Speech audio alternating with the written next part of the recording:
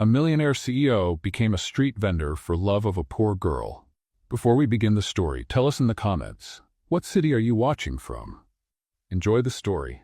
Maya Santos adjusted the colorful tarp that displayed her handmade jewelry on a busy Manhattan sidewalk. Special offer! Special offer! Maya shouted through her shiny pink plastic megaphone.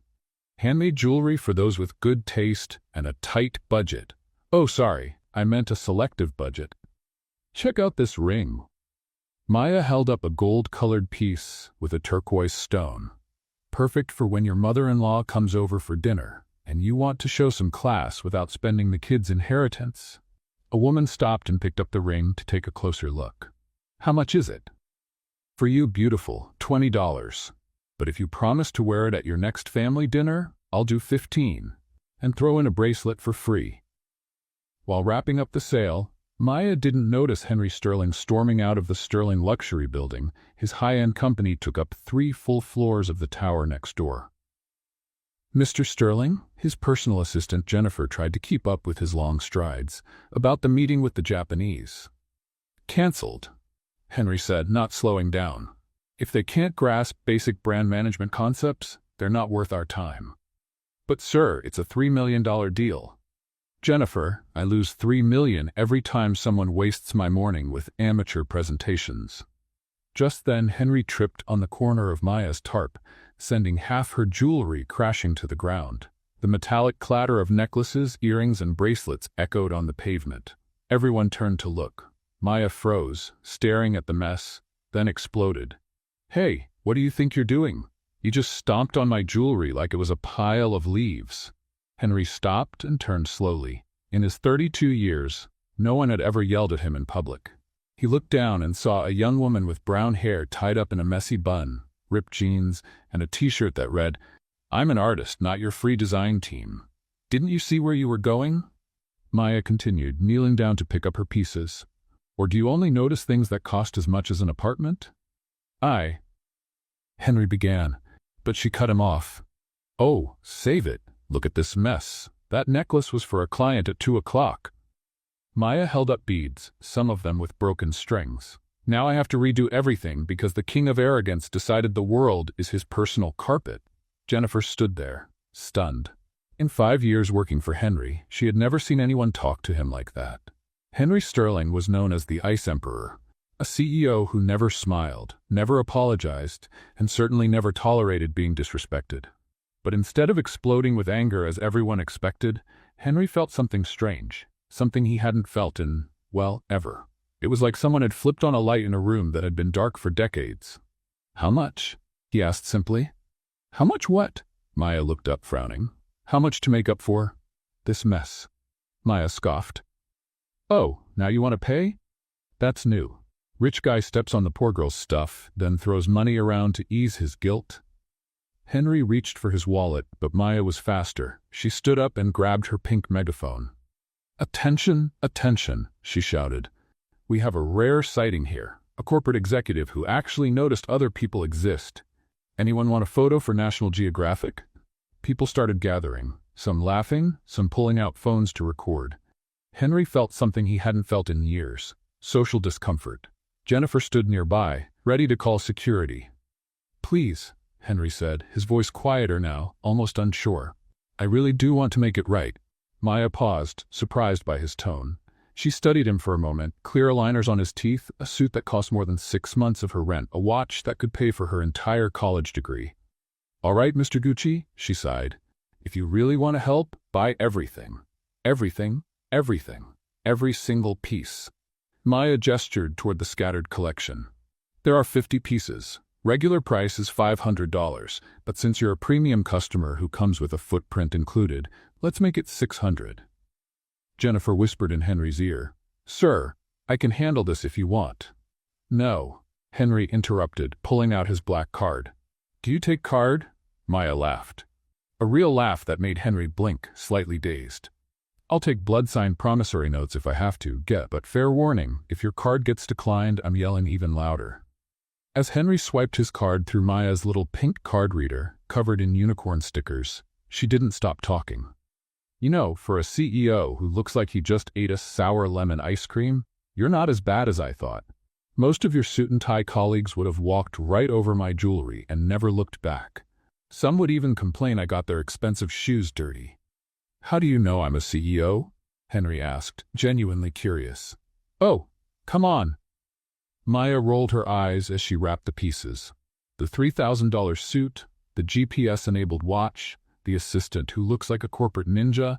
Either you're a CEO or you're on your way to audition for a Wall Street movie. Henry looked over at Jennifer, who seemed ready to jump in and defend her boss, but he subtly gestured for her to stay quiet. And you, he said, how did you learn to make jewelry?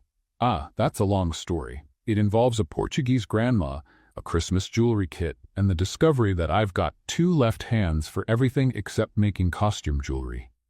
Maya finished wrapping the pieces and placed them in a craft paper bag decorated with her drawings. I study jewelry design at Pratt Institute. Well, I study when I can afford the tuition. Henry took that in, something stirring in his chest. This girl was selling jewelry on the street to pay for college. Suddenly, his mergers and acquisitions issues felt small. Pratt's a good school, he said, without thinking. You know it? Maya looked surprised. I thought you executive types only knew places like Harvard, Yale, and other schools that sound like fancy cat sneezes. Henry laughed. Really laughed. A short, rough sound that made Jennifer open her eyes wide. I know a few people who studied there, he said, still smiling a little.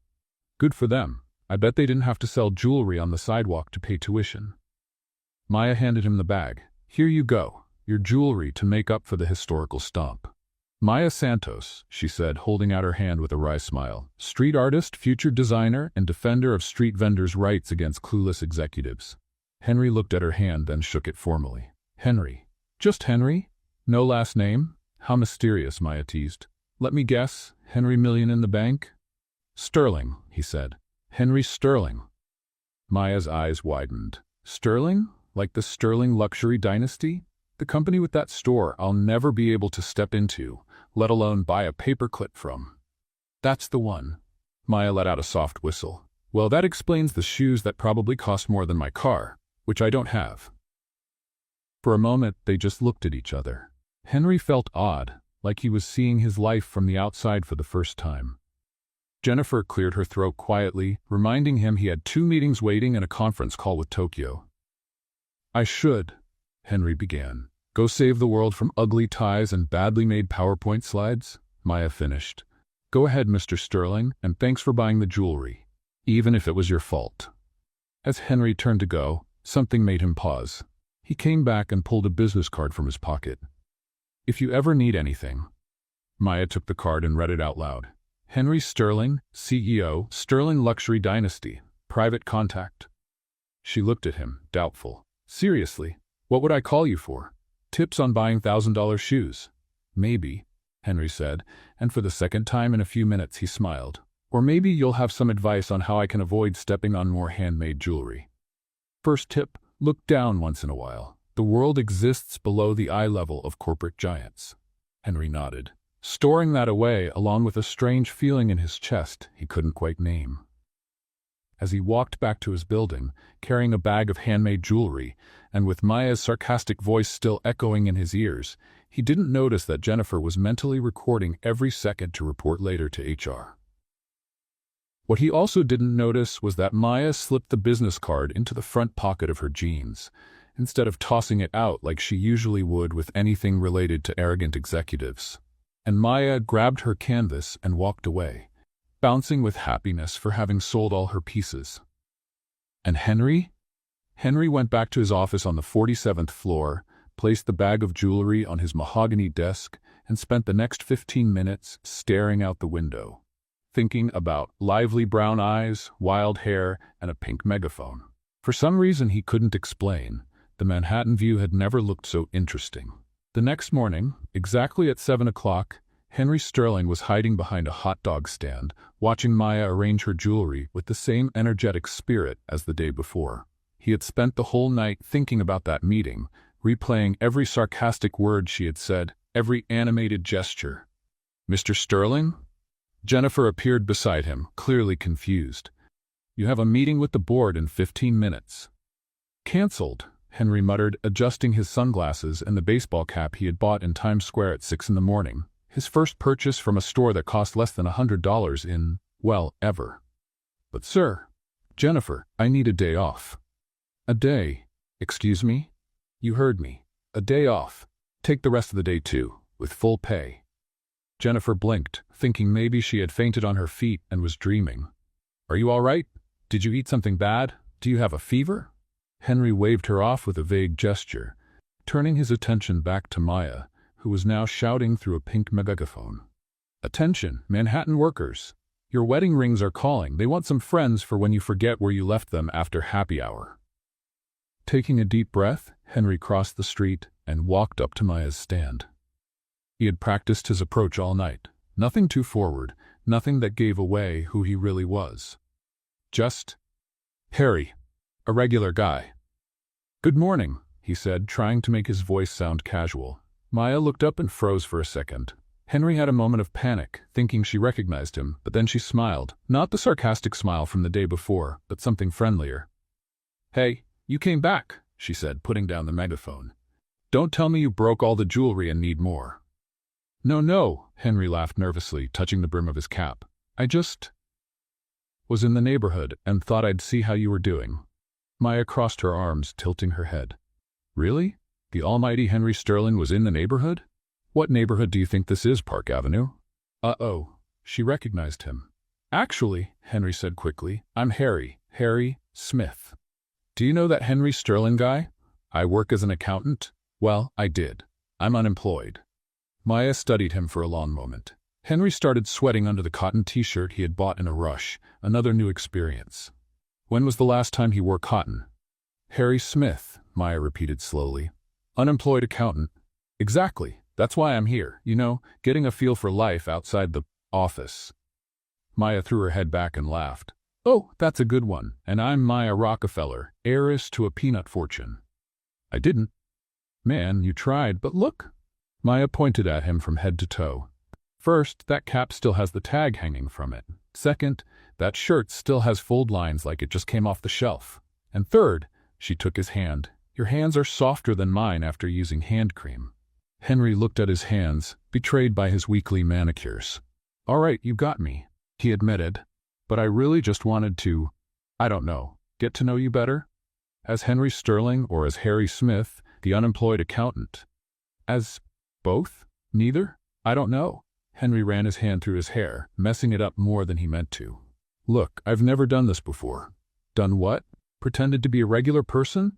Talked to someone without a meeting agenda or contract involved, Henry admitted, surprised by his own honesty. Maya was quiet for a moment, then grabbed the megaphone. Attention, she shouted. I need an assistant today. The position pays invaluable experience and questionable humor. Anyone interested? Henry looked around, confused. What are you doing? I'm offering you the job, Harry, Maya said, with a mischievous smile. If you really want to see this side of life, how about spending a day selling jewelry with me? You're serious? You'll find out in 3, 2, 1. Do you accept? Henry looked at his comfortable life waiting for him across the street.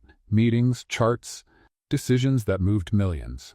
Then he looked at Maya, her eyes bright with challenge and fun, and something inside him that had been asleep for years woke up. I accept. Excellent. Maya clapped her hands. Professor Maya is officially on duty. First lesson, how to sell jewelry to people who think they don't need jewelry. Henry spent the next 3 hours finding out he was absolutely terrible at being a street vendor. No. Maya interrupted for the 10th time as Henry tried to approach a customer. You can't start by talking about the great cost-benefit ratio of the pieces. People don't want an executive presentation. They want to feel special. But cost-effectiveness matters, Henry protested. For a refrigerator, maybe. We're selling dreams here, Harry. Passion, romance, that feeling that today they're Beyoncé, even if tomorrow they go back to being accountants. The next customer approached, a woman in her 40s, eyeing the jewelry with some suspicion. Go on, champ, Maya whispered, giving Henry a little push. Hi, Henry began, already sweating. Would you like to see our items? The woman raised an eyebrow. Maya covered her face with her hands. Items? Maya shouted. Items? Oh my goodness, are you selling car parts now? Sorry, Henry turned to the customer. What I meant was, these pieces, chosen, special, might bring out your beauty? The woman started to walk away. Wait, Maya jumped in front. What my friend is trying to say is that we have the perfect piece for you. See these earrings? They give off the exact same powerful energy you do. I bet you're the kind of woman who walks into a room and everyone knows not to mess with you. The woman paused, intrigued. How did you know? Honey, I know a boss when I see one. These earrings? They were made for women who don't wait for permission to shine. And guess what? They're on sale today. Because between us, they've been waiting for someone like you. The woman bought 3 pairs of earrings. After she left, Henry looked at Maya with admiration. How did you do that? It's about connection. Not just a transaction, Maya explained. People want to feel seen, understood. You were talking at them, not with them. Wow, you should give executive talks. And get paid $2,000 to put a room full of CEOs to sleep? No thanks. The day went on, and Henry slowly got better. At one point, he was even using hand gestures while explaining to a young woman why the necklace she was looking at was perfect for that first date when you want to impress, but not look like you're trying too hard. You're learning. Maya cheered when the young woman walked away with the necklace in a gift bag. This is more fun than I expected, Henry admitted. At work, everyone agrees with me. Here, I have to win each person over. Welcome to the real world, Harry Smith, unemployed accountant who somehow knows all about sales strategies and office ergonomics. Henry blushed. I read a lot. Of course you do. Let me guess, your favorite reading is quarterly reports and market analysis? Hey, I read fiction too, Henry defended himself, knowing full well the last non-work thing he read was an operations manual from their last acquisition. What kind of fiction? You know, with characters and storylines. Maya laughed so hard she almost knocked over the jewelry. Harry, sweetheart, that's the most basic definition of fiction I've ever heard. What's next? You'll tell me you like music with beats and melodies? I do like music with beats and melodies, Henry said seriously, making Maya laugh even harder. By mid-afternoon, they'd found their rhythm. Henry drew people in with his trustworthy look, even in cotton clothes. And Maya closed the sales with her natural charm. Surprisingly, they sold more in one afternoon than Maya usually sold in 2 days. You've got talent, Maya said as they counted the money. Too bad it only kicks in when you stop thinking in spreadsheets. And you've got a gift for sales any company would love. Thanks, but I'm not looking to become a corporate robot like you. Well, like you used to be, Harry. Henry laughed. You were closer the first time. They were packing up the last of the jewelry when a group of men in suits walked by, and Henry caught pieces of their conversation. Sterling canceled everything today. Assistants freaking out. Never happened before. Maya didn't seem to notice, but Henry swallowed hard, imagining the chaos he'd left behind. So, Maya said, closing her last box, what did you think of your first day as a street vendor? It was. Henry paused, searching for the right word. Freeing. Wow, big word for an unemployed accountant, she teased. Maya, can I ask you something serious? Sure, but I charge for therapy sessions. Why did you let me help today? You knew I wasn't being honest about who I am. Maya was quiet for a moment, then shrugged. Everyone deserves a second chance. Besides, you look like you needed this more than I needed an assistant. Needed what? To remember there's a world outside your glass bubble. Henry looked at her, something tightening in his chest. When was the last time someone cared about what he needed, not just what he could provide? Thank you, he said simply. You're welcome, Harry. Or Henry. Or whoever you are when you wake up and look in the mirror. As Henry started walking away, Maya called out, Hey, even if you're a multimillionaire CEO with multiple personality disorder, you're welcome back tomorrow. Same time, same place. Henry turned around, smiling. I'd love that. Just one thing. Maya pointed at him. Next time, get real secondhand clothes. Your executive trying to look like an average guy vibe is way too obvious. And take the tag off your cap. Henry laughed, pulled off the tag, and tossed it in a nearby trash can. As he walked back to his world of glass towers and endless meetings, he felt something he didn't recognize right away. Let's play a little joke on those who only read the comments. Type pizza in the comments. Only those who got this far will understand. Now let's get back to the story. Then he realized what it was: simple happiness. Pure. Not the satisfaction of closing a big deal or hitting financial targets. It was the strange and wonderful feeling of having spent a day just being himself. Or maybe of being seen by someone who saw through the masks. On his phone, 53 missed calls from Jennifer and 12 messages from the board asking for explanations. Henry ignored them all and saved a new contact. Maya, jewelry, and life lessons. He didn't have the nerve to save it as the reason I smiled today. Not yet. The next few days brought a surreal routine to Henry Sterling's life. In the mornings, he was the feared CEO making billion-dollar merger decisions and firing executives without blinking. In the afternoons, he was Harry, the unemployed accountant learning to wrap paper and make up stories about the origins of each piece of jewelry.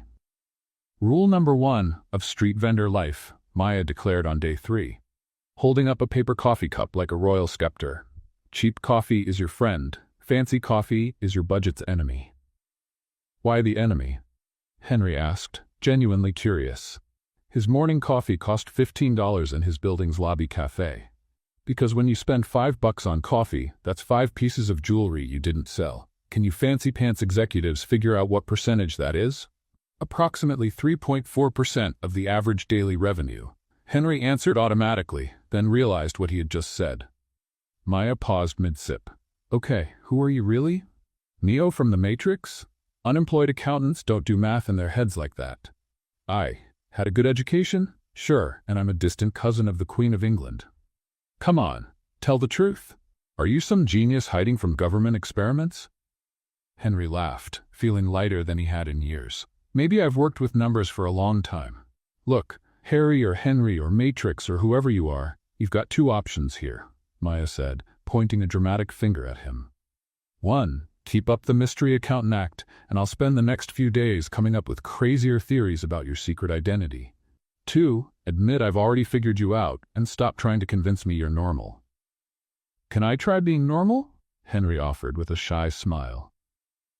Now we're getting somewhere. Lesson number 2. How to act normal when your bank account has more zeros than your team's Super Bowl score. And how do I do that? Maya waved her arms. First, stop talking about resource optimization when I ask if you want guarana or cola. Second, learn how to complain about everyday stuff. Third, form an opinion about reality shows. Reality shows? Henry frowned. Yes, regular people have opinions on who should win Big Brother, even if they don't watch it. It's required. I watch. Henry stopped, realizing the last thing he'd seen was a stock market analysis on Bloomberg. You watch what? Let me guess.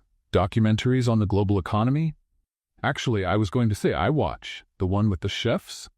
Top Chef? Master Chef? Hell's Kitchen? You've got to be specific. The one where the people are always yelling? Maya threw her head back laughing. All of them, Harry. All of them. As they chatted, a couple of tourists walked up, eyeing the earrings. Go for it, champ, Maya whispered. Remember, connection, not transaction. Henry took a deep breath and stepped toward the couple. Hi, these earrings would look great on you. See how they match your eyes? And look at this coincidence, he improvised. They were inspired by the street art just around the corner. The couple looked in the direction he pointed, then back at the earrings. And you know what's most interesting? Henry went on, surprising even himself. The artist who made these earrings was going through a time of personal discovery when she created them. Every curve represents an obstacle she overcame. Maya stared with her mouth open as Henry closed the sale with a completely made-up story about the personal journey behind each piece. Where did that come from? She asked once the couple left, happy with their purchase. I don't know. It just came out? You're kind of lying again. Storytelling, Henry corrected her. It's what we do in executive presentations all the time. Oh, so you admit you're an executive. Henry stopped, realizing he'd slipped. Maya, if I tell you the truth, will you still want to be my friend? First, I want to know, since when are we friends? Aren't we? Maya studied his face for a moment. You really are Henry Sterling, aren't you? The billionaire CEO who stepped on my jewelry and then came back pretending to be someone else? Yes, Henry admitted, bracing for her anger. And you've been coming here every day because? Because, Henry struggled to find the words. Because that day was the first time in years that I felt alive. And you treated me like a regular person, not a pile of money or a business contact. Maya stayed quiet so long. Henry thought she might never speak to him again. "Can I ask you something?" she finally said. "Anything." "Do you have any idea how bizarre this is? A billionaire pretending to be a regular guy?" "Commoner," Henry corrected automatically. "Doesn't change the point. Why would you do that?" Henry looked down at his hands, now a little rough after days of handling packaging and jewelry. "Do you know what it's like when your whole life is decided by other people? When you wake up and every minute of your day is already planned? When even your meals are scheduled and your meetings have meetings?" "No," Maya said honestly. "I wake up not knowing if I'll have money for dinner. And I wake up not knowing if I'll have time for dinner. We're both stuck, Maya, just on opposite ends." Maya thought about that, then picked up a golden ring from the collection. "See this ring? It shines differently depending on where you look from. And that from one angle it's gold, from another it almost looks bronze. Maybe people are like that too." Deep thoughts from a girl who sells jewelry on the street.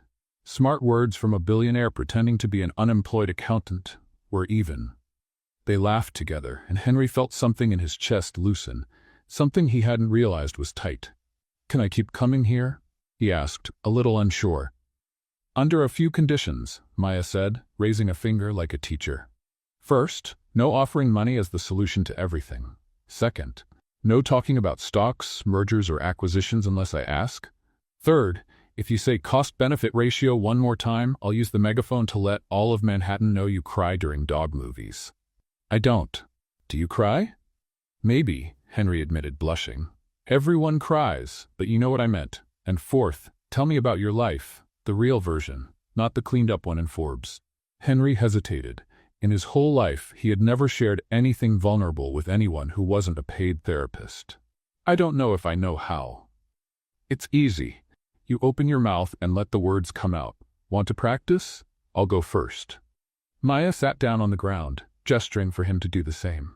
"My name is Maya Santos. I'm 22. My parents came from Brazil when I was 5. My dad died when I was 15, and my mom works 3 jobs so I can study design. I sell jewelry to pay my part because I don't want her working herself to death too." The silence that followed was heavy, but not uncomfortable. "My name is Henry Sterling," he began slowly. "I'm 32. My parents got married for corporate mergers. Literally. My dad saw our family as just another part of the business. I learned to speak Mandarin and German before I ever heard the words, 'I love you.' I never heard those words at home." Maya let out a low whistle. "Wow, and I thought my family was complicated." "Yours sounds full of love, even with all the hardship. Yours sounds full of chances, even with all the coldness." They looked at each other, 2 completely different worlds sitting on the sidewalk in Manhattan, surrounded by handmade jewelry Maya had created with her hands, and that Henry was now learning to sell with his heart. "You know what's funny?" Maya said after a moment. "I always thought having money would fix all life's problems. And I always thought not having to be perfect would fix all of mine," Henry replied. "Looks like we were both wrong." "Looks like it." A customer walked up, interested in a silver bracelet, and Maya went back to work. Henry watched as she turned a simple sale into an experience, making the woman laugh while attaching a little card with a handwritten message, "For days that need a bit more sparkle." "This is what I miss," Henry murmured once they were alone again. "What do you mean?" "Making people happy. At the company, I make shareholders happy when the numbers go up. But that's not the same as seeing someone smile because you made their day better." Maya looked at him with a different expression. "You know you could use your power for good, right? Your money could help a lot of people. I give to charities." "That's not the same as connecting with people. Giving is just writing a check. Connection is this." Maya motioned to the booth, to the people walking by, to the organized chaos of New York street life. Henry watched an older woman stop to admire a necklace, then walk away mumbling about prices. Without thinking, he stood up. "Ma'am," he called. "This necklace, it was made by a local artist, one of a kind. And between you and me, I think you've got just the kind of personality it's been looking for." The woman came back, curious. "Looking for?" "Handmade pieces have a soul of their own. This one's been a little lonely, waiting for someone with a bit of life experience to give it meaning. Maya watched impressed as Henry continued his unique approach, part business, part poetic, completely unexpected. The woman ended up buying not just the necklace but also a bracelet for her granddaughter. "Where did you come up with that?" Maya asked once they were alone again. "Life experience? The soul of the piece?" "I don't know, it just felt true." "Henry Sterling, I think you've got a hidden talent for selling jewelry. Or maybe I just have a great teacher." The day kept going like that, with Henry and Maya finding their own rhythm. He helped organize the display while she explained design. She walked him through the techniques for each piece, and he used basic logistics to improve the layout of the booth. "This bracelet," Maya said, picking up a piece with braided threads, "took 6 hours to make. I use a technique my grandma taught me when I was a kid." 6 hours? Henry did the math quickly. "That's about $3 an hour, based on the sale price." There goes the executive again. It's not about money per hour. It's about creating something unique. "Sorry, it's automatic." Henry picked up the bracelet, studying the detailed work. "It's beautiful. Really, I can see how much time you put into it. Now you're getting it." As the sun started to set, painting the sky with orange tones, Maya began packing up the jewelry. "This has been my best sales day in months," she said, counting bills. "You definitely have a magic touch with customers." "Maybe because I understand the value of having something one of a kind," says the man who probably owns a watch collection worth more than my college degree. "3 watches," Henry admitted, "and you're right about the value. But watching you work, I realized I've never created anything with my own hands." "That's kind of sad," Maya said honestly. "Creating something is therapeutic. It's like leaving a mark on the world that's just yours. Would you teach me? Not to sell or make a profit, just to create?" Maya stopped what she was doing and looked at him. "You really want to learn? More than I've wanted anything in a long time. All right, come early tomorrow. Bring clean hands and a little extra humility. And Henry, thank you for being honest with me. Thank you for giving me a chance." As Henry walked back to his apartment on the Upper East Side, his hands stained with silver and his heart lighter than it had been in years, his phone buzzed with dozens of messages. "Mr. Sterling, where are you? Jennifer. The Tokyo meeting was a mess. Executive assistant. Your father called 3 times. Personal secretary." For a moment, Henry thought about replying, diving back into a world of obligations and expectations. Then he looked at his dirty hands, smiled, and put the phone on silent. For the first time in his life, Henry Sterling was exactly where he wanted to be. And tomorrow, he'd learn to make a piece of jewelry with his own hands. The day started off well. Henry showed up early, just like Maya had asked, carrying a coffee for her, from the same cheap place she always went to, and wearing jeans that actually looked worn. He had even used sandpaper on them to give them that authentic look. "Well, look at this," Maya laughed when she saw him. "Mr. Billion's trying to look like Mr. Blue Collar. At least you took the tags off." "I took your lesson seriously," Henry smiled, handing over the coffee. "Ready for my first jewelry-making class." Maya had brought a small box with basic tools, pliers, silver wire, colorful beads, and a few small stones. "Let's start with something simple, a basic bracelet."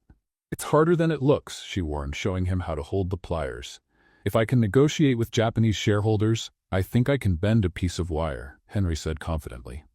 20 minutes later, he had 3 fingers with small cuts, a mess of tangled silver wire, and 0 progress. "Okay, maybe it is like negotiating with Japanese shareholders," he admitted, defeated. "The difference is, you can't delegate to an assistant," Maya laughed, helping untangle the mess. "First rule of jewelry making, patience. The metal doesn't care about your schedule." As they worked, a familiar figure came into Henry's view. Jennifer, his assistant, was walking briskly down the sidewalk, her face set with professional determination. "Uh-oh," Henry whispered. "What's wrong?" Maya followed his gaze. "Who's that woman who looks like she swallowed a ruler?" "My assistant." "Oh." Maya set the megaphone aside. "Busted?" Before Henry could answer, Jennifer had spotted him. Her pace quickened, her heels clicking on the pavement like a countdown. "Mr. Sterling," her voice sliced through the air like a sharp blade. Passers-by stopped to watch. "Are you selling handmade jewelry?" Henry stood up slowly, still holding Maya's tools. Jennifer, I can explain. The board is in an emergency meeting. 3 pending deals, 2 company presidents waiting on a callback, and you're here playing. She waved toward Maya's stand. Hippie vendor? Hey, Maya stood up too. First, I'm not a hippie. Second, he's learning an honest trade. Third, who are you to talk to him like that? Jennifer looked at Maya like she was a stain on expensive clothing. I'm his executive assistant. I keep his professional life running. Well, you're doing a lousy job because he looked happier bending wires than he has in days, Maya shot back. Happy? Jennifer laughed, a humorless sound. Mr. Sterling, with all due respect, your happiness is not my job. Your company is.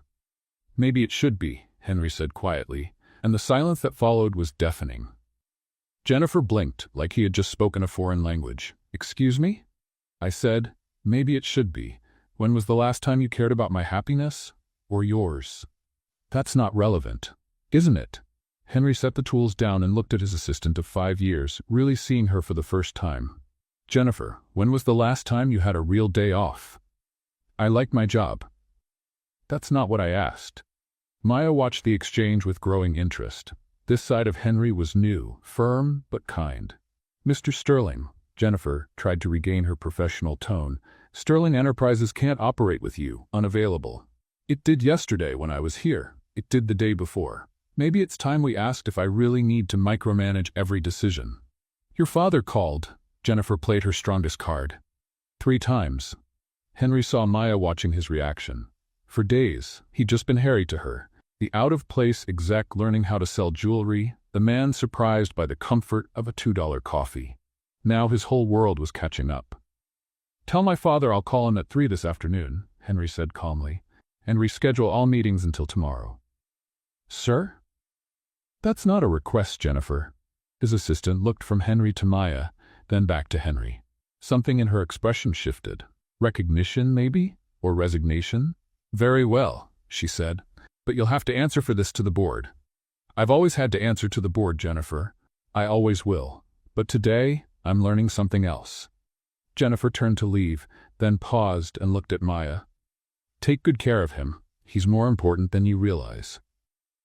After she left, Maya turned to Henry. So your dad keeps calling, the board's waiting, and I've got the CEO of a multi-million-dollar company learning to make bracelets in my booth. Does that change anything? Maya studied his face for a long moment.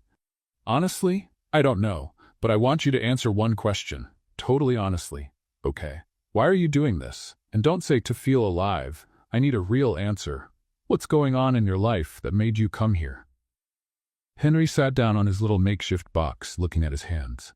3 weeks ago, I was in a meeting about buying a company in Germany. 150 people were going to lose their jobs, and I was analyzing whether the human impact was worth the efficiency gain. That's when I realized I was talking about people like they were just numbers on a spreadsheet. He paused, picking up one of the rough stones. I left the meeting and went to the bathroom, looked in the mirror, and didn't recognize the person there. It wasn't me anymore, just a role I had played for so long that I forgot who I was without it. And then you stepped on my jewelry, Maya said. And then I stepped on your jewelry. And for the first time in years, someone didn't react to my title or my bank account. You reacted to me, to the man who was being a complete jerk. Maya sat down beside him. Henry, I get what it's like to feel stuck in a life that doesn't make you happy. God knows there are days I work 3 jobs and still can't pay all the bills, but you have choices I can only dream of. And that's what kills me, Henry said. I have all these choices and somehow I pick the most miserable one, then pick a different one. Is it that simple? Nothing is simple. But yes, that's the choice. They sat in silence for a moment before Henry asked, Can I keep learning how to make jewelry? On one condition. What's that? The next time your robot assistant shows up, you introduce her to me before she starts with the whole Mr. Sterling this, Mr. Sterling that. And maybe buy her a coffee too. She looks like she needs one. Henry laughed, and it was the kind of laugh that came from a deep, honest place. Deal. Now, can we get back to this impossible bracelet? Impossible? You're talking to the girl who earned 3 college credits in applied math just by selling jewelry on the street? Nothing is impossible if you're patient. The rest of the day was a strange mix of normal and absurd. Henry actually got better at the jewelry making. He made a crooked but recognizable bracelet and even sold a piece to a lady who said she loved his young and unpolished energy. Between sales, he checked his phone, answering a few essential calls right from the sidewalk, while Maya paused her work to laugh at the expressions of people on the other end of the line. Clearly surprised by the city noise in the background. "They probably think you've been kidnapped," she said during a call about a potential acquisition. "Or that I've finally lost my mind," Henry whispered, covering the phone. "Maybe you're finally finding it." As the sun began to set, Henry helped Maya pack up the booth for the next day.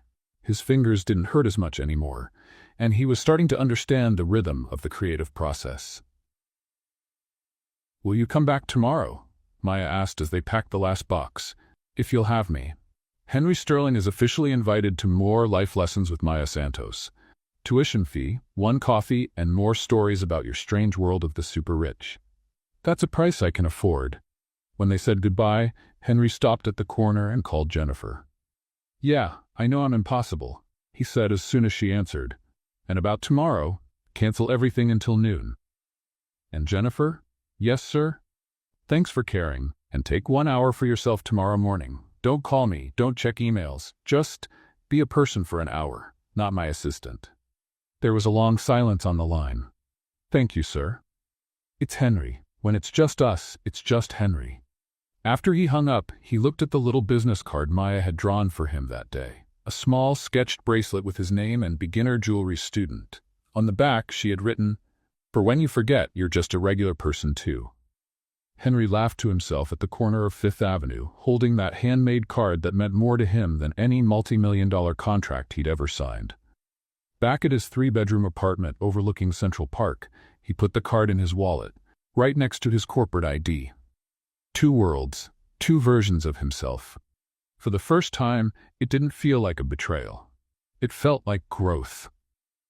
The board meeting was held on the 50th floor of the Sterling Tower. 12 senior executives sat around a table that probably cost more than Maya's car, with Henry at the head, still showing small cuts on his fingers that even gloves couldn't completely hide. Henry, his father, Marcus Sterling, began with the voice that had dominated boardrooms for 4 decades. "Do you want to explain your recent hobbies?" "I'm learning how to make jewelry, Dad." A murmur spread across the table. "Jewelry?" Marcus repeated, as if the word were an alien concept. "From a street vendor?" "From an artist and designer," Henry corrected. "She's an art student at Pratt Institute." "And how does that affect your work?" "It doesn't. In fact, it's giving me a fresh perspective on creativity and design that could benefit our luxury division." Richard Chen, the CFO, flipped through some papers. "The numbers don't lie, Henry. Our productivity has dropped 12% in the past 2 weeks." "Correction," Jennifer interrupted, walking into the room with a stack of reports.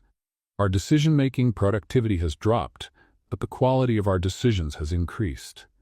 2 acquisitions we would have approved were rejected after a more thorough analysis, saving the company $8 million in potential losses." Everyone looked at her. Jennifer never interrupted meetings. "And how do you know this?" Marcus asked. "Because when Mr. Sterling isn't micromanaging every decision, we're forced to do a more thorough analysis before it gets to him," she answered calmly. "Maybe the company could benefit from a CEO who isn't constantly available." Henry looked at his assistant with newfound respect. Jennifer had defended his position without him asking. "Interesting theory," Marcus conceded. "But that doesn't explain the time lost with craft work." "Actually," Henry stood up, walking to the window that overlooked Manhattan, "I'd like to propose something to the board." "What?" "That we hire Maya Santos as a design consultant for our Sterling Artisan line." The silence was complete. "You want to hire a street vendor?" someone asked from the back of the table. "I want to hire a talented designer who understands the market in a way our current team doesn't. She creates unique pieces that sell not for their status, but for the emotion behind them. It's exactly what our new line needs." "That's crazy," Marcus declared. "Maybe. Or maybe it's genius. She has an artistic vision, understands operational costs because she lives with them, and has a loyal customer base that buys based on story and connection, not brand. The debate that followed was intense. Henry argued with a passion he hadn't felt in years, presenting data on market trends, showing photos of Maya's pieces, explaining her unique sales philosophy. When he finally left the meeting, 3 hours later, he had a hesitant approval for a 3-month experimental consultancy for Maya. Jennifer met him in the hallway. "That was impressive, boss. Thanks for defending me in there. I just told the truth, and Henry, she's lucky to have you." "I'm lucky to have met her. Same here." That afternoon, Henry found Maya at her usual booth. She was arguing with a man in a suit over the price of a necklace. $20 is ridiculous for this, the man complained. "Then don't buy it," Maya responded flatly. "There's a Walmart 2 blocks down." "Maya," Henry intervened gently, "is this necklace one of the pieces that uses the technique you taught me yesterday?" "Yes, with the double knots." "Why?" Henry turned to the potential customer. "Actually, this process takes about 4 hours of manual work. That's about $5 an hour if you only consider production time, not including materials, experience, and creativity. Do you think $5 an hour is ridiculous?" The man hesitated. "Well, when you put it that way. And this doesn't even consider that you're getting a one-of-a-kind piece, handmade by a talented artist who is funding her education by creating art. $20 is actually a very reasonable price." The man bought the necklace. "Where did that come from?" Maya asked when they were alone. "I just applied business logic to justify the real value of your work." "Henry Sterling, you're becoming the salesman of my dreams." "Actually," Henry took a deep breath, "I have a proposal for you. If you're offering to pay me to stop selling on the street, we've already talked about that." "No, it's a real job." Maya paused in the middle of rearranging her necklaces. "What?" "I presented your art to my board today. They agreed to offer you a 3-month consultancy to develop our new Sterling artisan line." "You did what?" "You'd be your own boss, create unique designs, have access to all the company's resources, including a salary that would cover your tuition and still leave you with—" Wait. Maya raised her hands. "What exactly are you offering me?" "A consultancy contract to design a new signed jewelry line for Sterling Luxury Dynasty." Maya was silent for a long moment. "Why?" "Because you're talented, because your vision is exactly what we need. Because, no. Why really? Don't tell me it's because I'm talented. Tell me the truth." Henry looked into her eyes, that honesty of his that had become his trademark with Maya. "Because you changed my perspective on everything. And maybe I want to give you the chance to change others too. And what if I don't want to work for a company like yours? It would be with total creative freedom, your own hours, your own space. You'd just use our resources and distribution network." Maya walked in small circles, thinking, "I need to think about it." "Of course, no pressure." "Henry?" "Yes? If I accept, things are going to change between us." "I know. We'll be seeing each other in different environments. There will be meetings, contracts, corporate expectations. You'll go back to being Mr. Sterling instead of Harry."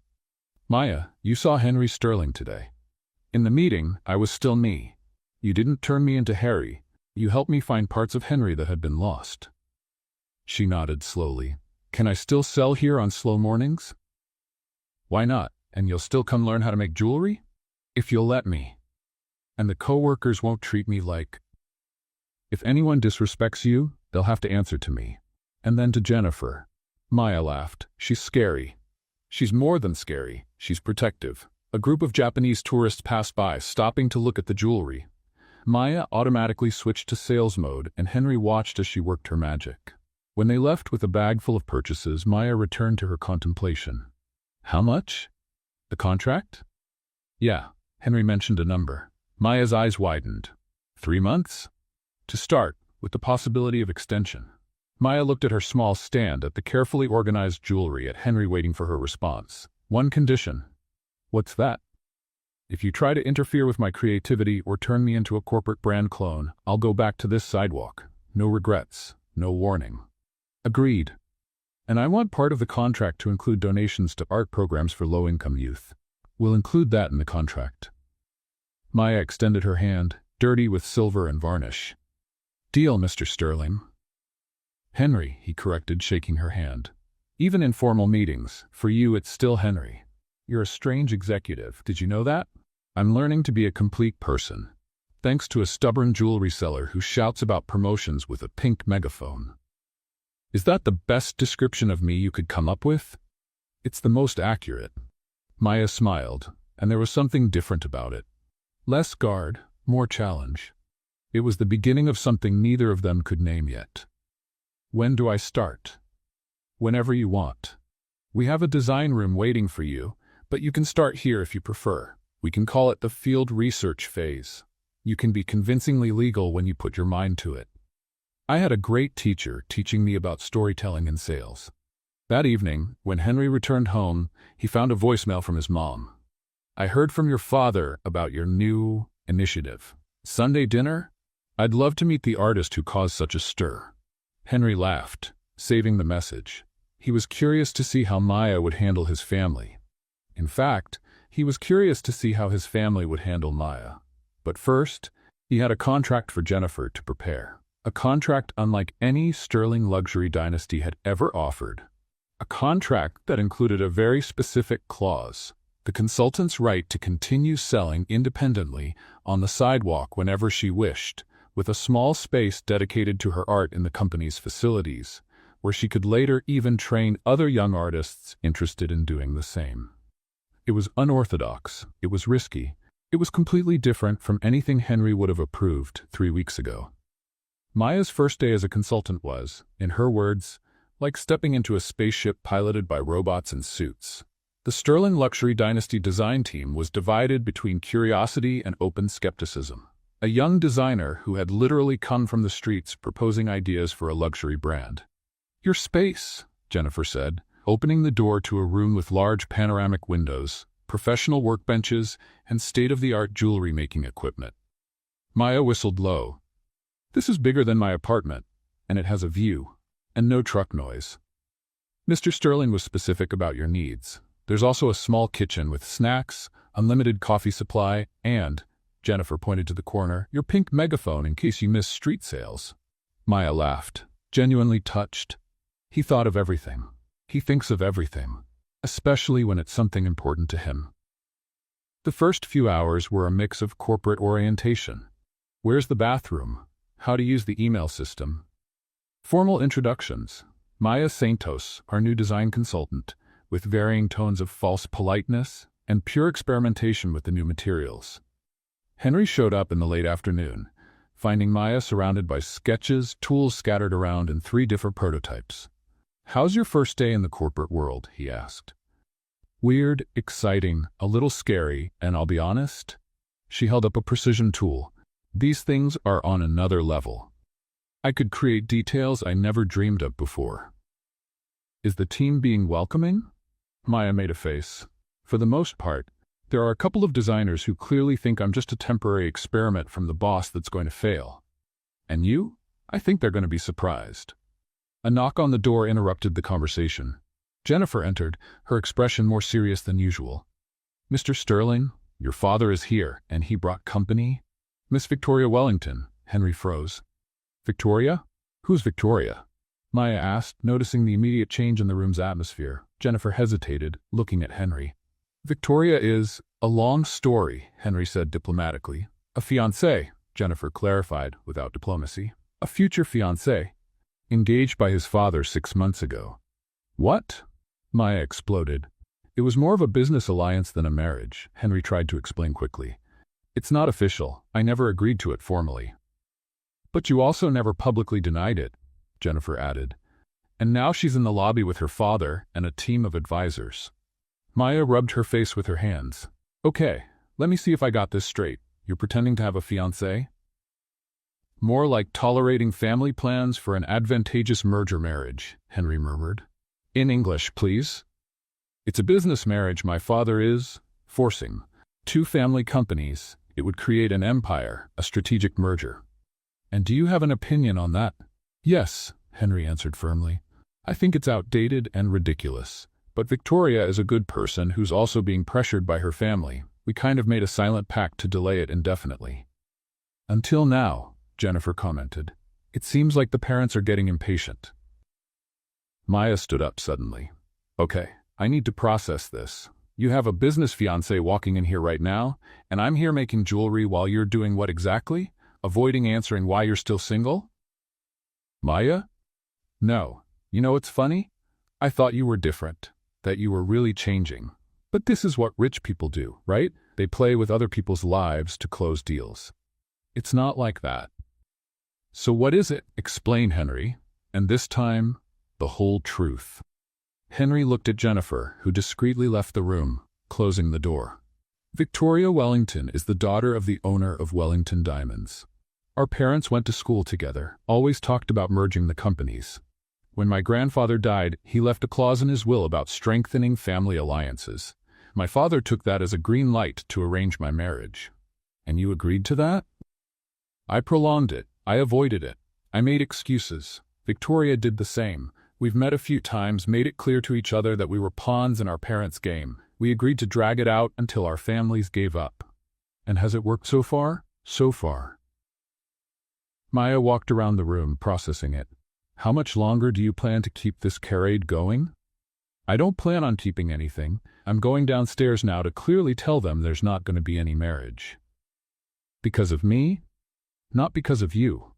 Because of me. Because I'm tired of letting other people decide my life. Because for the first time in years, I've felt like I'm in charge of my choices. Maya stopped, looking directly at him. Are you sure about that? Because it seems like a big decision to make because of a few sidewalk jewelry lessons. It's not because of the jewelry lessons, it's because of who I've become since I started going to those lessons. A long silence filled the room. Okay, Maya finally spoke. Let's go. What? I'm coming with you. I want to meet this business fiancé and see how this works. Maya, this could get complicated. My whole life is complicated, Henry. I'm just saying that if you're going to break with the traditions of your glass world, you shouldn't do it alone. And if I don't like what I see, then I'll have learned something important about you. And what if I can't face my father? Maya grabbed her purse. Then I'll do it for you, and you'll still have learned something important about yourself. Here's the translation in a casual, simple, and clear style. When they reached the lobby, Marcus Sterling was in full CEO mode, talking to a well-dressed blonde woman who was clearly Victoria. Next to them was a team of assistants with tablets and a group of press members who had apparently been alerted. Ah, finally, Marcus said when he spotted Henry. Victoria's been waiting. Victoria turned, and Henry immediately saw the panic in her eyes. She didn't want to be here any more than he did. Henry, she said carefully, what a surprise to see you. Victoria, he replied formally, then looked at Maya. I'd like to introduce Maya Santos, our new design consultant. Victoria extended her hand politely, but Maya didn't shake it immediately. Instead, she looked directly at Marcus Sterling. So, you're the father who arranges marriages, she said bluntly. The lobby went silent. And you are? Marcus asked, raising an eyebrow. The reality your son is learning about, and also the person who's going to say what everyone here is too afraid to say. Maya, Henry tried to intervene, but she kept going. This marriage is a farce. If you look into their eyes, you'll see two people who would rather be anywhere else. And if your companies depend on a forced marriage to thrive, maybe the problem is with the businesses, not with the kids. With all due respect, one of the assistants said, you don't understand the complexities of... Complexities? A man and a woman being forced to marry for a brand merger is complexity? Maya turned to Victoria. Sorry for being blunt, but do you want to marry him? Victoria blinked, nervously looking around before answering. It's complicated. It's simple. Yes or no? No, Victoria finally admitted quietly. And you? Maya turned to Henry. No, he answered more firmly. So what's the problem? Marcus Sterling was red with anger. The situation is not as simple as you make it sound. There's generations of planning, agreements, expectations. Expectations made by who? Maya shot back. By you, the parents, who decided that your kids are extensions of the business? That love and compatibility are luxuries rich people can't afford in the name of profit? Miss Santos, Marcus said in his most intimidating voice, I'd suggest you improve your understanding of how family businesses work before. Dad, Henry interrupted, his voice echoing through the lobby. Enough. Everyone turned to look at him. Maya's right. Victoria and I don't want to get married. We never did, and it's time to stop this charade. Victoria nodded, visibly relieved. I agree. Thank you, she murmured to Maya. Have you both lost your minds? Marcus exploded. Documents have already been prepared. The press has been invited. Then cancel it all, Henry said calmly. Have it cancelled. And the merger? We'll find other ways to collaborate commercially if it makes sense, but not through a forced marriage. Victoria turned to her own group of assistants. Confirm with my father. There will be no wedding, and our company can also collaborate commercially with Sterling without me having to marry anyone. The commotion that followed involved phones being used furiously, multiple conversations overlapping, and journalists trying to capture every moment. In the midst of the chaos, Maya grabbed Henry's arm. No pressure, but this is where you either confirm what you just said, or you backtrack and return to your world of family deals. Maya, Victoria suddenly spoke up, walking over. Thank you for having the courage to say that. I've been trying to find a polite way out for months. You're welcome. Polite wasn't working, apparently. Victoria laughed, a real laugh. You're a jewelry designer? That's right. And you're a hostage of a family corporation, Maya responded with a smile. Until 5 minutes ago, Victoria smiled back. Now I'm just Victoria, a woman who's finally going to get to choose who she dates. The two women looked at each other, and to Henry's surprise, they started laughing. This is surreal, he murmured. Welcome to reality, Maya said, where sometimes people act like humans instead of pawns in their parents' chess games. Marcus Sterling approached, clearly still angry but trying to keep his professional composure. We'll talk about this at home, Henry.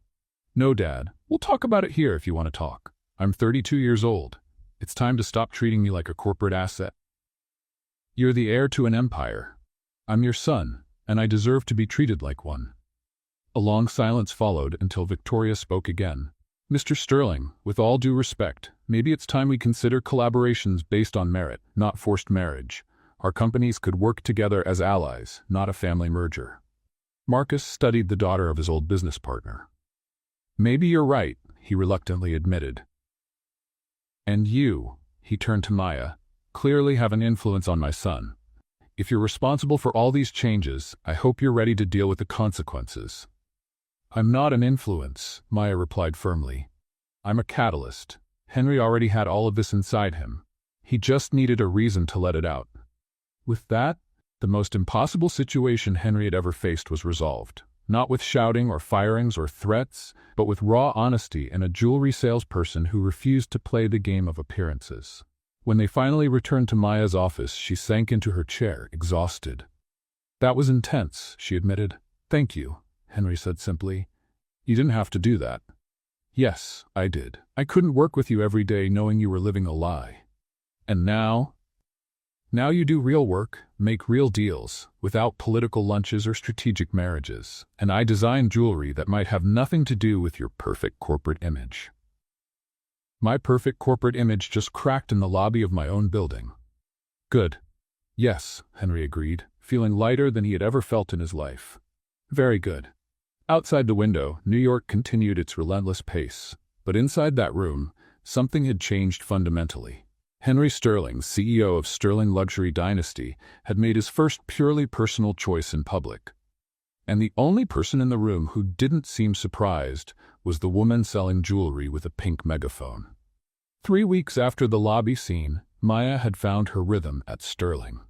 Mornings were for creation, afternoons for implementation, and evenings. Well, occasionally, she still set up her original stand to stay connected with what she called the real life. Henry had made it a habit to show up after work to help, still dressed in his expensive suit, now accepted as a curious but familiar figure by the local vendors. You have to see what I've created, Maya said on any given Thursday, dragging Henry into her design room at the end of the day. On her main desk was a collection Henry hadn't seen before, 8 pieces that seemed to capture light and shadow in impossible ways. The Two Worlds collection, Maya announced proudly. They are. Each piece represents different aspects of someone's journey between 2 different worlds, she explained, picking up a ring. This one is first impressions. Hard on the outside, soft on the inside. reminding that first judgments aren't always accurate. Henry studied the ring, recognizing elements of both his world and hers. "And this is collision," she continued, showing a set of earrings combining polished metal with rougher elements. "When different worlds collide, they can create something unexpected." One by one, she showed each piece: learning, transformation, choice, truth, courage, and finally, new beginning. "Maya, is this about us? About the journey?" she corrected. "But yes, inspired by what happened between the sidewalk vendor and the Ice Emperor." Henry picked up the last piece, a unique necklace where two different metals intertwined to form a new pattern. "You're an extraordinary artist," he said with genuine admiration. "And you're an inspiring model for the before and after series," she laughed. "Can I ask you something?" "Always." "If this collection is a success, what changes?" Maya sat at her work desk. "Honestly, I don't know. I've never had a platform like this for my art. Sterling has international distribution, premium marketing, luxury market reach. You'll become famous, maybe, or maybe it'll be a total failure and I'll go back to the pink megaphone." "It won't be a failure. You believe in me a lot. I believe in what I see, and what I see is that you have something our industry lost: authenticity." Maya studied his face, something changing in her expression. "Henry, there's something I need to tell you." "What?" "When you showed up that morning 3 weeks ago, all stiff and awkward trying to be normal, I already knew who you were. Your face was on all the business magazines."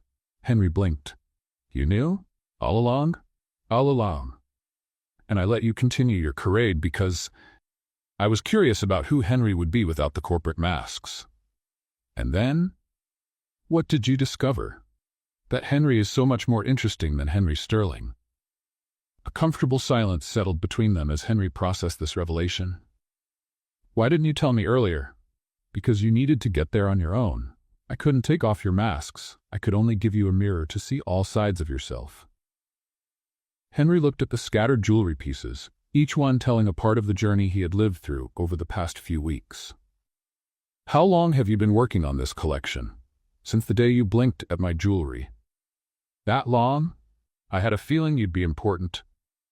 Before Henry could respond, the door opened abruptly. Jennifer entered, flustered in a way Henry had never seen before. "Sorry to interrupt, but we have a situation." "What kind of situation?"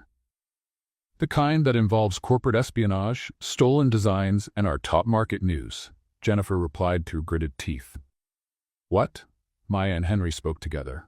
"Our rival, Crimson Luxury, just announced the launch of a new collection, the Two Worlds collection. Designs identical to yours, Maya, and they're saying it was you who stole their designs." Maya's face drained of color. "How is that possible? No one has seen these pieces except—" She looked at Henry, and he saw the realization dawning in her eyes, the suspicion, the fear that maybe their worlds really were too different. "Maya, I didn't—" "Who else knew about this collection?" she asked, her voice different now, colder, more distant. "No one. I mean, just who, Henry? Your family? Your executives? Your assistant?" "No, but are there cameras in the building? Security systems that could have captured my sketches?" Jennifer intervened carefully. "To be fair, our security is extensive. Anyone with access." "Access I gave her," Henry exploded. "I told her to have full access to any areas she needed. And apparently someone took advantage of that," Maya said, her voice still cold. "The question is who and why." Henry looked at Jennifer. "Start an investigation. Now. I want to know every person who had access to this area, every login in the systems. Every—" "Henry," Maya interrupted, "you need to consider one possibility." "What?" "That maybe I was a mistake. That bringing an outsider into your protected world was a naive idea." "No, that's exactly what they want you to think." "They? Whoever stole your designs. Crimson Luxury has been our rival for years. They'd do anything to sabotage us." Maya grabbed her bag. "I need to think." "Maya, please, don't let this destroy what we have, Henry." She turned to face him. "Because right now it feels like I'm just a consultant whose creative property was stolen in your company. How does your world decide to punish or promote?" "It's not like that." "It's not? Then explain how it works when outsiders clash with insider traditions." Henry felt everything he had built with Maya slipping through his fingers. "Prove who did this. I swear to you, we'll find the truth." And what if the truth is that your corporate world will never accept me, that I'm always going to be the street vendor who doesn't belong? Then we change the world, Henry said with quiet conviction. Maya paused at the door. Or maybe I just go back to mine. After she left, Henry and Jennifer were silent. She has a point, Jennifer said hesitantly. Corporate espionage usually comes from the inside, someone with privileged access. Then find them. I don't care what you have to do or how much it costs. Henry? Yeah? You're in love with her. It wasn't a question, and Henry didn't try to deny it. Yeah, he admitted, and I'm not going to lose her over some corporate thieves who think they can destroy what we've built. Then let's fight back. How? The same way we always fought back, by the legal rules, but also being smart about them. And Henry? Maybe it's time to consider who really has your loyalty in this company. Alone in Maya's design room, Henry looked at the Two Worlds collection. Each piece represented a journey he and Maya had taken together. And he wasn't going to let anyone, corporate rivals, family pressure, or Maya's own insecurities destroy that. Picking up his phone, he called someone he hadn't spoken to in years, Victoria Wellington. Victoria? It's Henry. I need your help with something unofficial, and it involves finding out what Crimson Luxury really knows about security systems. Sometimes, he thought, you have to use every connection you have, even ones that came from traditions you just rejected. Let's make a joke for those who only read the comments. Type Coca-Cola in the comments. Only those who got this far will understand. Now let's continue the story. The war to protect Maya and the future they could have had only just begun. The corporate war, Henry declared, lasted only 3 days before exploding in the press in a way no one had predicted. Look at this, Jennifer said, throwing magazines onto Henry's desk on Monday morning. The headlines ranged from CEO Sterling's romance with employee to design scandal, romance, or theft. The worst one was a grainy but recognizable photo of Henry and Maya laughing together at her street booth, with the caption, "Billionaire plays commoner while corporate secrets are leaked." How did they get this photo? Henry demanded. The revelations just keep getting worse, Jennifer continued. Crimson leaked emails supposedly from you to the press, suggesting that you gave Maya privileged access for personal reasons. Henry felt his anger rising. Emails I never sent. Obviously forged, but convincing, and there's more. What more could there be? Maya was photographed leaving the building yesterday with a box. The media is interpreting it as resignation or dismissal. Speculation ranges from a broken romance to money laundering. Henry immediately grabbed his phone, dialing Maya. Voicemail. She hasn't answered since yesterday, Jennifer gently informed him. Where is she? I don't know. She hasn't responded to messages and wasn't seen at her usual booth this morning.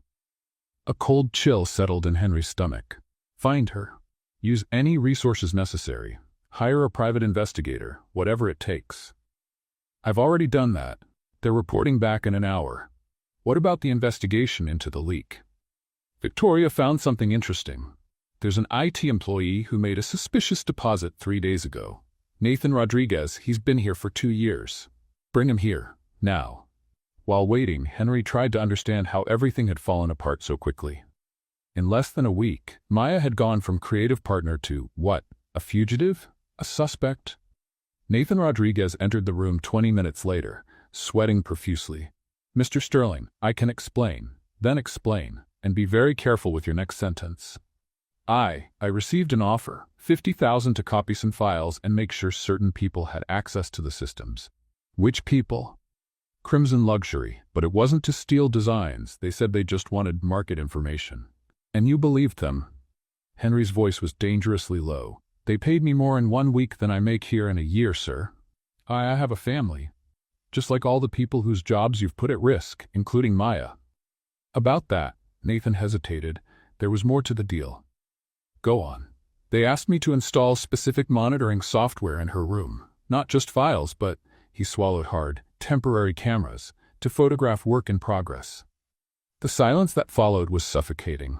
You're telling me, Henry spoke each word distinctly, that you facilitated direct visual espionage on her designs? Yes, sir. And then you sold that information to the press to create a scandal? No, that was... I think it was Crimson. I was just passing information to them. I didn't know they would.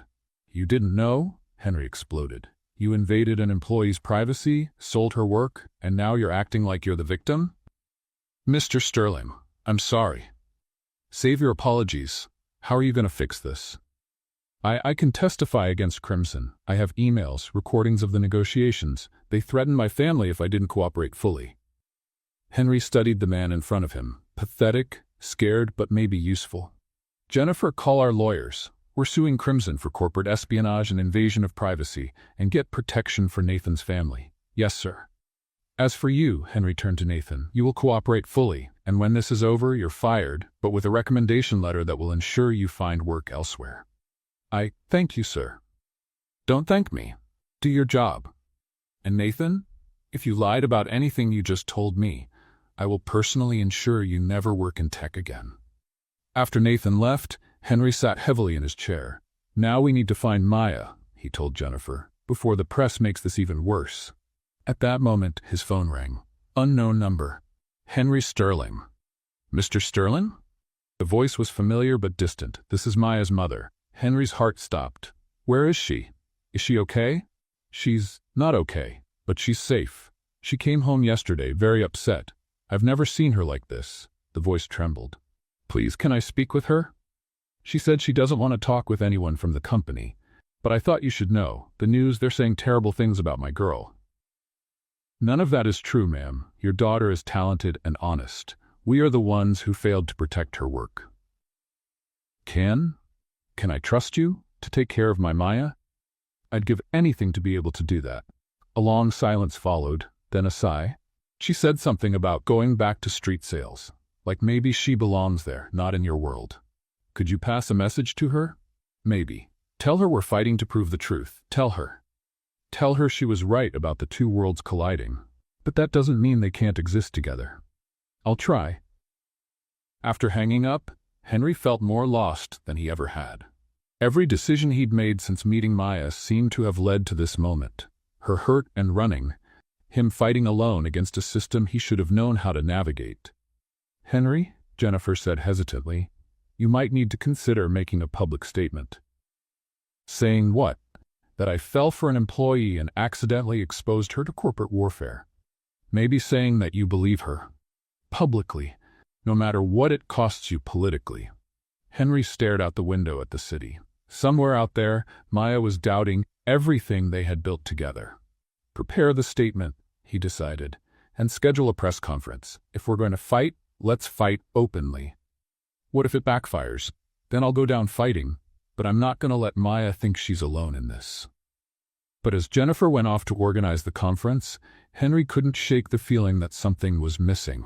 The timing of the leak, the precision of the media attack, the way everything aligned. Picking up the phone again, he called Victoria. I need one more favor. Something you're not going to like. What now, Henry? I want you to investigate my own company. Not externally.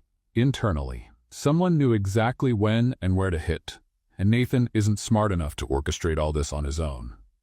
Are you suspecting someone inside your inner circle? I'm suspecting everyone, because right now, the only person I trust completely is the one who doesn't want to talk to me. Okay, but Henry? Yes? If this is about more than business for you, you need to prepare for the possibility of losing everything. Not just the company, everything.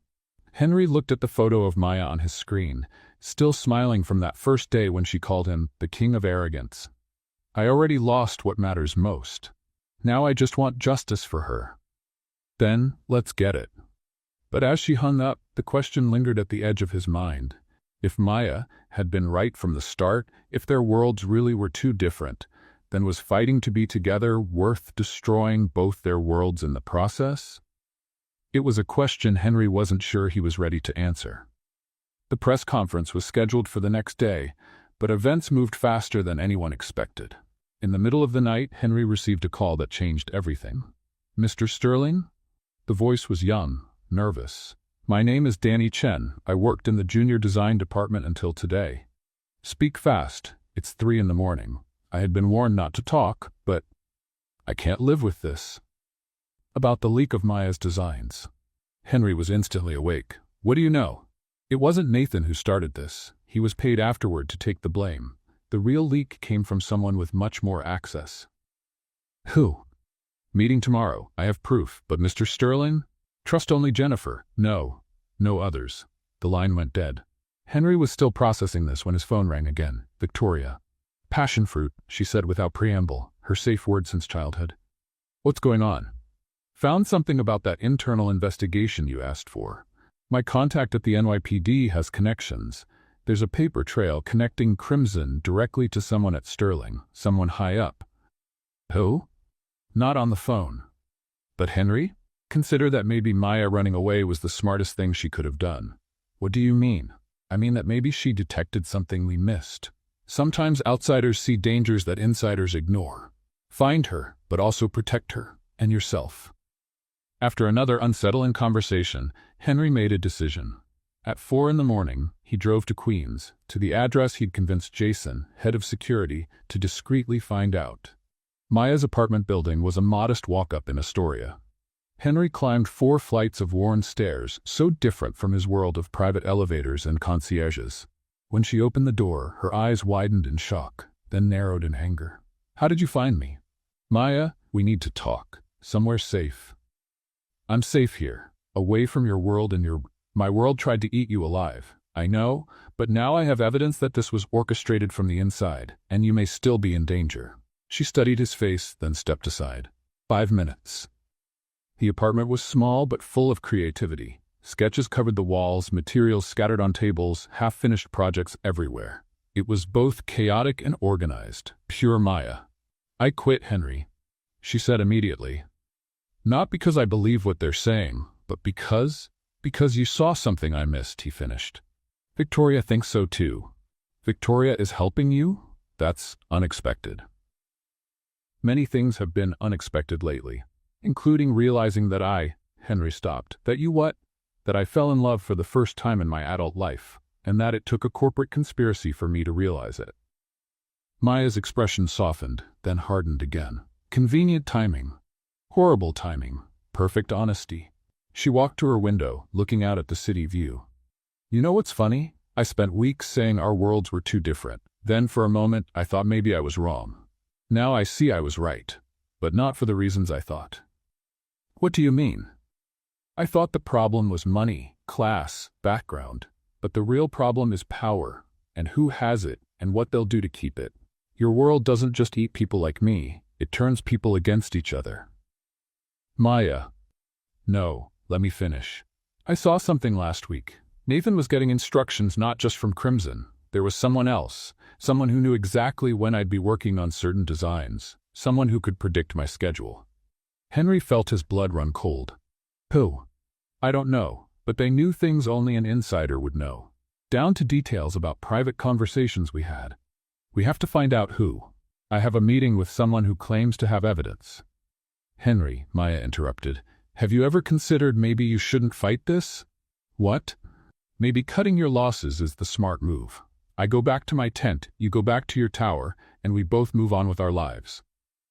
That's what you want? That's what might keep us both safe. Henry moved closer. Safety was never our priority before. Before our worlds weren't actively trying to destroy each other. So we let them win? Maybe we just choose different battles. Henry reached for her face, stopping just short. A week ago, you stood up to my family, called out my dad's arranged marriage scheme. You told me to choose what I want, not what's expected. Where is that Maya now? That Maya didn't have her creative work stolen, her reputation destroyed, and her family threatened. Your family? Maya, what didn't you tell me? She looked away. Nothing serious, just reporters knocking on my mom's door, asking questions about where she works, if she knew about the supposed romance. That ends now. I have security you can trust putting protection on your mom and anyone else in your family. And that's exactly the problem. Maya exploded. You solve everything with money and power. But some things can't be bought or fixed. Some things need to be endured or escaped. I'm not trying to buy my way out. I'm trying to fight for what's right. For you, for us. Maybe there isn't an us, Henry. Maybe that was the mistake, thinking we could force 2 worlds together when they were never meant to combine. Silence fell heavily between them. Henry felt something breaking inside, and at the same time, something clicking into place. You remember that first day when I pissed on your jewelry? Despite herself, Maya's lips twitched, hard to forget. You called me king of arrogance and told me to look down occasionally, that the world exists below the level of my eyes. Yes, I thought I was learning about your world, but what I really learned was how small my world had become. And not just small, but cowardly, hidden behind layers of protection, tradition, expectation. Henry, no, let me finish. You already taught me how to see. Now I need to decide what I do with that vision. And I choose to fight, not because I'm being brave, but because cowardice has already cost me too much. Maya studied him for a long moment. Fighting could cost you everything. I've already calculated that risk. And nothing worth keeping would be lost by standing up for the truth. She took a deep breath. The meeting you mentioned, when is it? In 3 hours. I'm going with you. Maya? If we're fighting, we fight together. Besides, a flash of her old smile appeared. Someone needs to keep you from making terrible decisions while emotional. Like making terrible decisions is exclusively my territory? Point taken. As they prepared to leave, Maya grabbed an old leather portfolio. Can I show you something before we go? Inside were sketches Henry hadn't seen before. I couldn't sleep the last few days, so I designed. It's a new collection. The designs were unlike anything Maya had created before. Darker, more complex, but somehow even more beautiful. Each piece seemed to tell a story of conflict and resolution. The Truth in War collection, she explained, because sometimes you have to go through hell to find your heaven. Henry looked at her, realizing that even in crisis, Maya's creative spirit couldn't be suppressed.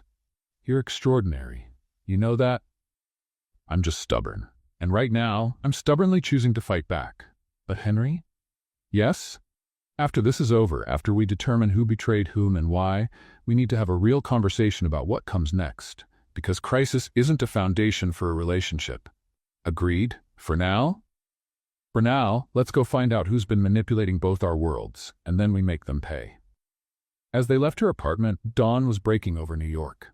Henry couldn't help but think it was symbolic. A new day beginning, bringing either resolution or destruction. Possibly both. Hand in hand, not as CEO and consultant, not as symbols of two different worlds, but as two people who chose to face whatever came next together. The war for their truth was about to begin. The meeting was set at a 24-hour cafe in Brooklyn. Danny Chen had chosen a table in the back, constantly looking over his shoulder. Henry and Maya arrived early, taking positions at opposite corners to observe suspicious movements. Mr. Sterling? Danny approached hesitantly at 6:47 a.m., a briefcase under his arm. Call me Henry. And you know Maya. Miss Santos, I'm sorry for everything. Save it for later, Maya interrupted gently. What do you have for us? Danny opened the briefcase with trembling hands. I started investigating after hearing rumors. Nathan wasn't the mastermind. He was being blackmailed. His sister needs an expensive surgery. He spread out photos, printed emails, and transaction records. The real operation was being run by his operations chief, Richard Chen. Richard? Henry furrowed his brow. But he... Wait, Chen, are you related?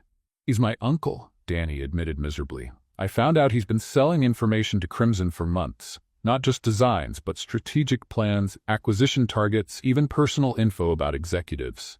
Henry studied the documents. Everything was there. Emails, bank transfers, even recorded conversations. At that moment, Jennifer appeared at the door. Henry had invited her, but only for security. However, as she approached, her expression was strange. Jennifer? Henry stood up. Sorry, Henry. I tried to stop this. Behind her, Richard Chen entered with 2 bodyguards, but they weren't Sterling security, and they weren't there to protect Henry. Great job, Danny, Richard said calmly, guiding them exactly where I wanted. What followed was a mix of tension and revelations. Richard tried one last move, but Jennifer and Maya had set a trap. Everything was being broadcast live to the Sterling board, the police, and strategic journalists. You made a critical mistake, Maya said calmly. When the police took Richard away, Henry found himself outside the cafe with Maya, Jennifer, Victoria, and Danny. And now? Maya asked. Now, Henry said, taking a deep breath. I need to clean up my company. Fire a few people, promote others, and maybe restructure some things. What kind of restructuring? The kind where ethical designers with unconventional backgrounds get respected positions, where the ambition to do good work is valued more than political networking, where people can be their true selves. Big challenge, Henry Sterling. I've learned about big challenges from someone inspiring. 3 months later, Maya's boutique opened in Soho. Part gallery, part workshop, part center for teaching underprivileged youth interested in the arts. Sterling Luxury Dynasty was a partner investor, but the vision was entirely Maya's. Henry split his time between the office and the workshop, discovering that the skills that made him a good CEO surprisingly translated well to crafting. A year passed. It was a Sunday morning, and Maya was setting up her booth on Fifth Avenue. She still went back there occasionally to her roots. "Maya," Henry said nervously, his hands hidden behind his back. "What's up? You're acting weird today." "I was just thinking about that first morning when I stepped on your jewelry. Hard to forget. You were so arrogant, and you put me in my place. You taught me that there's life beyond my glass world." Maya smiled, "And you learned well." Henry knelt down in the middle of the sidewalk, under the curious gaze of passers-by. "Maya Santos," his voice trembled slightly, "you've changed my life in ways I didn't even know were possible. You taught me to see beauty in unexpected places, to create with my hands, to fight for what's right, even when it's hard." He took a small box from his pocket. "I made this for you. It took me months to get it right." Inside was a unique ring, a blend of 2 different metals, with a stone that changed color depending on the light. "Like us," Maya whispered, tears in her eyes. "2 worlds creating something new. Will you marry me? Not because it's strategically advantageous or because our families expect it, but because I can't imagine my life without your shouts through a pink megaphone, your sarcastic looks, and your laugh that brightens any day." "Yes," Maya practically shouted. 1,000 times yes. Passers-by spontaneously applauded as Henry slipped the ring on her finger. 6 months later, the wedding happened in a way only Maya and Henry could have imagined. The ceremony was in Central Park, with guests sitting on simple benches. Maya wore a dress she had sewn herself, with jewelry details she had specially created. Jennifer was the maid of honor, Victoria was one of the bridesmaids, and even Nathan, who had completely redeemed himself, was there. The most magical moment was when Henry pulled out a pink megaphone during their vows. "Attention, attention," he shouted, perfectly imitating Maya. "We're offering a special promotion today. If you find your true love, it's on sale." Maya laughed so hard she almost dropped her bouquet. "Forever?" she whispered once she calmed down. "Forever," Henry confirmed. "With workshops, street sales, board meetings, late-night laughs, and impossible projects." When they kissed, fireworks exploded in the sky, a surprise from Jennifer. At the reception, Maya grabbed her megaphone one last time. "Thank you all for coming to celebrate the moment when a billionaire CEO learned that the best treasures are priceless. And a jewelry saleswoman discovered that some executives are worth teaching," Henry added. And so, under the New York sky, 2 people who started with colliding worlds ended up dancing together, creating their own music, their own dance, their own happily ever after. What did you think of the story of Maya and Henry? Leave your thoughts in the comments. On a scale of 0 to 10, what rating would you give it? Don't forget to subscribe to the channel and turn on the notification bell to keep up with all our stories. Also, feel free to check out more emotional stories by clicking here on the final screen.